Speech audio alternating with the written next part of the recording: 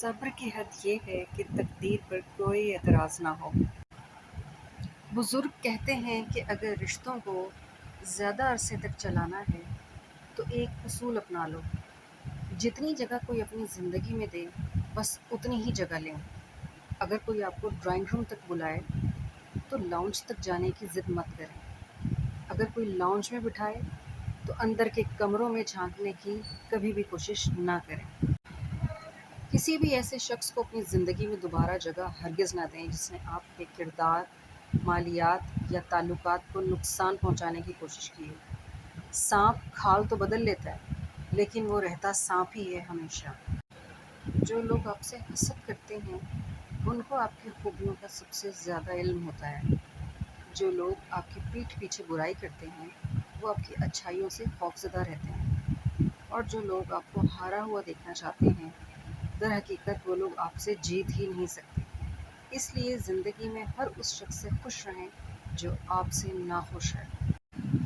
جو آپ سے تنگ ہو اسے چھوڑ دیا کریں، اس کو خود سے چھوڑ جانے کی زحمت نہ دیں۔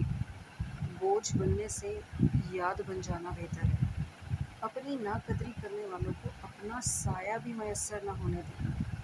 تعلقات میں معاہدے نہیں رکھے جاتے، سو جو جہاں بچھڑنا چاہے فی امان اللہ۔ کھچڑی اگر برتن میں پکے تو بیمار انسان کو ٹھیک کر دیتی ہے، اور اگر یہی کھچڑی دماغ میں پکے تو صحت مند انسان کو بیمار کر دیتی ہے۔ خاموشی سے بڑی کوئی بد دعا نہیں ہوتی۔ انسان جب بولتا ہے تو قدرت خاموش رہتی ہے، اور جب بندہ خاموش ہو جاتا ہے تو قدرت انتقام لیتی ہے، اور بے شک اس کا انتقام بہت برا ہوتا ہے۔ جب سانپ زندہ ہو تو وہ چونٹیاں کھاتا ہے، اور جب سانپ مر جائے تو چونٹیاں اسے کھاتی ہیں۔ وقت کبھی بھی بدل سکتا ہے۔ ایک درخت سے کئی لاکھ ماچس کی تیلیاں بنتی ہیں، مگر ایک ماچس کی تیلی کئی لاکھ درخت جلا سکتی ہے۔ یعنی وقت کبھی بھی بدل سکتا ہے۔ اس لیے زندگی میں کسی کو مت تنگ کرنا۔ شاید آپ طاقتور ہیں مگر یہ مت بھولنا وقت آپ سے زیادہ طاقتور ہے۔ سکون شکر سے آتا ہے، شکر صبر سے آتا ہے۔ صبر اللہ کی رضا میں راضی ہونے کا نام ہے، اور رضا اللہ کی حکمت پر بھروسہ کرنے سے آتی ہے۔ بھروسہ ایمان، اور ایمان یقین سے ہوتا ہے۔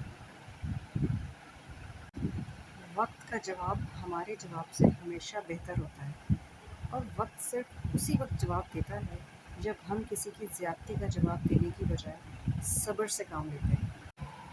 جب کوئی دنیاوی طور پر اونچے رتبے والا شخص آپ کو کہہ دے کہ میں تمہارے ساتھ ہوں تو آپ تسلی میں آ جاتے ہیں، لیکن جب اللہ رب العالمین آپ سے کہہ رہا ہے کہ میں صبر کرنے والوں کے ساتھ ہوں تو آپ اس کو معمولی کیوں سمجھتے ہیں؟ بادشاہ نے فقیر سے خوش ہو کر کہا، مانگو، کیا مانگتے ہو؟ فقیر نے کہا، حضور بس میرا پیالہ بھر دیجیے، مجھے اور کچھ نہیں چاہیے۔ بادشاہ ہنسا اور کہنے لگا، بس؟